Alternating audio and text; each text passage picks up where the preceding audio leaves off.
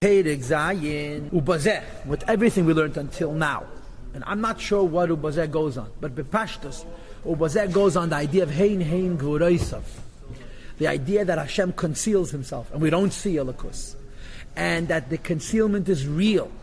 And that even though Havayahu Halakim, the emes is that the concealment is also the same Eibishter, the same godliness, same sweetness, but the fact of the matter is that the Tzimtzum, the way the Eibishter made the world, we don't see the Eibishter.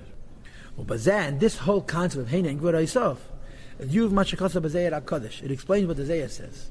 The pasuk Shema Yisrael Yichud, the pasuk of Shema Yisrael Hashem Elokeinu Hashem Echad is telling us a higher Achdus. A higher Achdus means the world doesn't exist because everything is godliness. And the pasuk Baruch Shem, which by the way, for those who don't know, Baruch means to bring down. Shem Kved Malchus is Ha'ara the Ha'ara the Ha'ara. You're bringing down Ha'ara the Ha'ara the Ha'ara Lo Olam into the world. In other words, the chayas of Mamalik Kalam, the chayas Goli, which comes into the world, is Shem Kved Malchus, it's only Ha'ara the Ha'ara, and therefore Voed. Voed means Echad. But it's Hu Yichud Tata. It's a lower level of Achdus. Ki Voed Hu Echad. Voed Taka means Echad, but B'chilufi Aslan by changing the letters. There's a brilliant footnote from the Rebbe here, where he asks why the Aleph is replaced with the Vov, and he says because Aleph is Kesed and Vov is Amshach, which goes on Tzimtzum, and why the Ches is replaced with an ayin. Ches says as Ashtevis Chochma. An ayin is 10 times 7, which goes on the 7 midas. Chochma Tato. He says the difference between Aleph and Vov is the difference between Yichud Elon and Yichud Tato, and the difference between Ches and ayin is also different. When Al Derach said the Dalet of Echad, the Dalet of Abasi, it's a big Dalet, and the Dalet of Vod is a small Dalet. He explains brilliantly how the 3 letters that are actually changed from the original 3 letters represent the idea that there's a lower Gili Elikus and therefore a lower Achdus. Stop.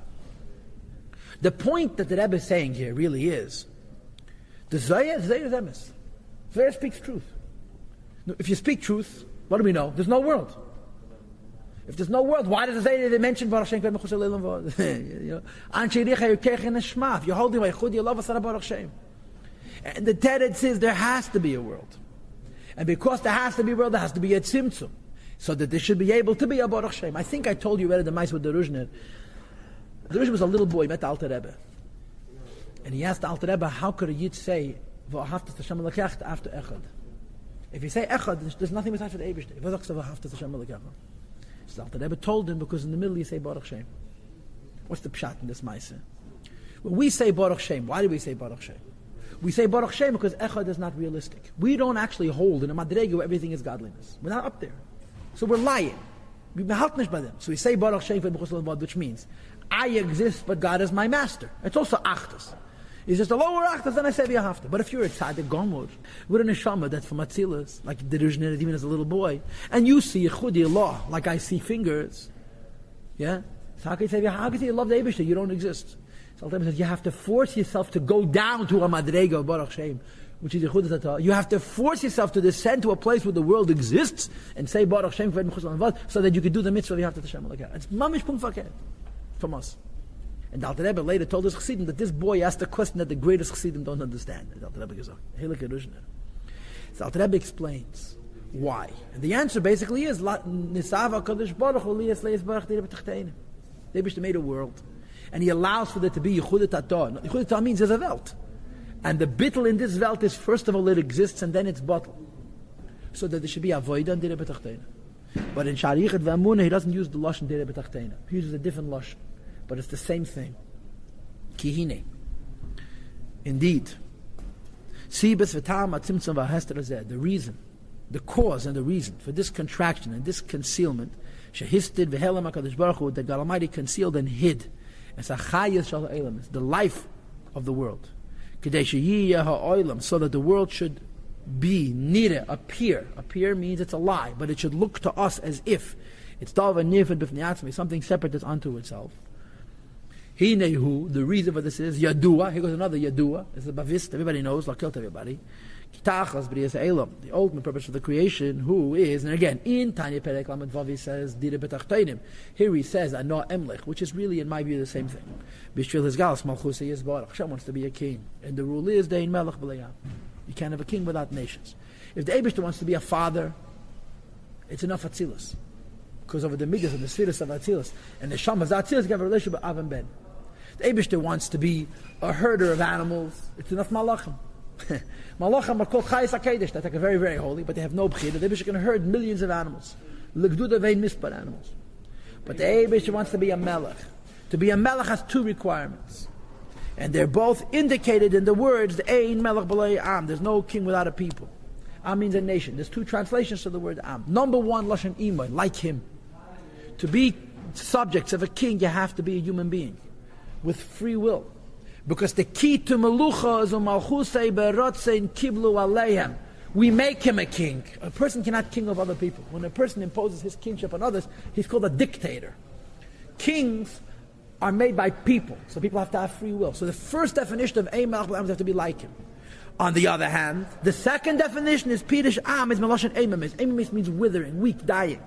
Shem Dvarim Nefradim, that they're separate, Vizarim and Aliyim or Rechekim and distant, B'Maas HaMelech on the level of a king. Because you can't be a king over children, you can't be a king over a bunch of ministers. Dafka over simple, fundamentally separated creations. Ki'ilu. Because if Afilu Ha'olebonim and Abmeid, the man had thousands of children, tens of thousands of children. Leishayech Shem Melucha Aleim, or Leishayech Sham, you can't be a king over children because they're close to you. V'chein Afilu Asadim Levadim, you can't be officer of ministers. Sadim are lower than Bonim, and Apikabola Bonim is a higher Madrege, Sadim is low Madrege.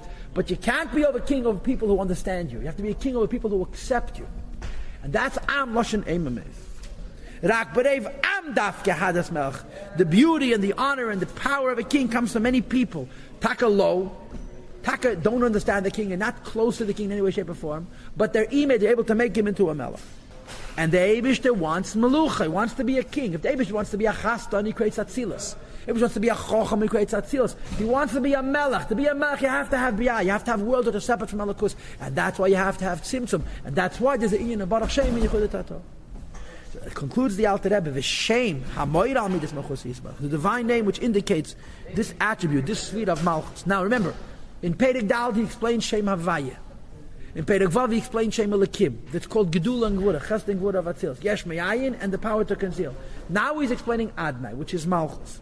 Who Shem Adnus. It's the name of Adnus. Kihu, because this means Adan Kala Aretz, the master of the whole world. Benimtza, and as a consequence. Kimidazu is Shem Zed, this Sfira, and this name. They give creation and subsistence to the creation. There should be a world as we experience it now. And how do we experience it now? That it is yesh gomer, absolutely independent. Than a thing unto itself, a thing which is separate, unto itself, that at least in its appearance is it's not nullified in its form altogether from Elokus. So I would like to make an observation. The Alter Rebbe is indicating that there's two levels of Tzimtzum and Helam. There's the Tzimtzum level of Elikim, and there's the Tzimtzum and Helam of Adnai. There's a difference. Tzimtzum and Helam of Elikim, you shouldn't see Elokus. The Tzimtzum and Helam of Adnai makes us separate from Elokus. I'm not sure exactly what the chiluk is, but clearly the Alter Rebbe is indicating that there's two nekudas. The Eibishter makes Yechudat Atah because the possibility of Yechudat Atah, because he makes the word Lashon Helam, not just because of Hein Hein Gvureisav, but because he wants to be a Melech Alam. Gvur is Saf Kosaf Amida. In other words, Kiruf. Malchus is Richu. Ki Bestalkus Midazu V'Shem Zechas V'Shol. If God forbid the name Adnai would be removed, just like the name Elikim. The world will return to its root, to its source, and the words of Hashem in the air of His mouth. Would lose its form altogether. Allah would not have the name world whatsoever. So what Gevura Elikim does and what Malchus Adnai does, I'm not sure, but there's clearly two pratim to the Tzimtzum, and together they create a world which is a Metzias where you could speak about the bittul of that Metzias. So Shem Adnai is a Sfira which creates Helam V'Hesed, and the same rule applies. The rule is just like we said about Chesed and Gevura. So the Sfiras are one with the Eibishter and one with one another. Malchus is also a Sfira. So one with Lakus and it's one with Chesed and Gevura. And we'll continue tomorrow.